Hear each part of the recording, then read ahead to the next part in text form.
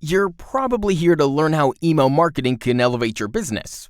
But before we start, let me tell you a short story about email itself.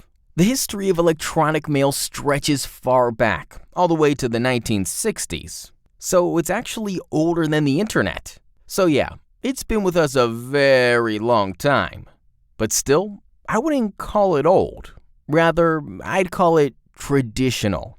So how does this long-established communication method compare to the newbies like social media? Well, first off, many people simply don't like social networks. They're not active on them or haven't even set up an account. But everybody's got email, right? Secondly, most of the other marketing tools out there, like PPC, are great for bringing in new customers. But they're poorly applicable when it comes to maintaining relationships with them. On the other hand, email marketing can be used for both. Let's see how. Imagine that a small gift, a discount, or let's say free shipping is offered to your prospect if he subscribes to your email newsletter. From there, you can send him the first email with the promised benefit, and boom, you got a new customer. But email marketing really excels at maintaining the relationship with your customer. The moment you have his email address, you can remind yourself anytime you need. Send him new products you sell. What's on sale for the week?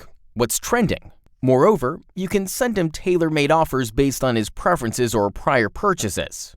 This way you can really encourage customers to get back to you and, do some more business with you, right? So now you know what email marketing is good for. So what's our role in this?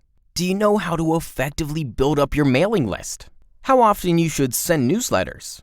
How to catch attention with your emails instead of spamming your customers? How to set up a system that will automate the mailing process? Well, those are questions we'll be happy to answer. So make the most out of email marketing for your business and contact us today.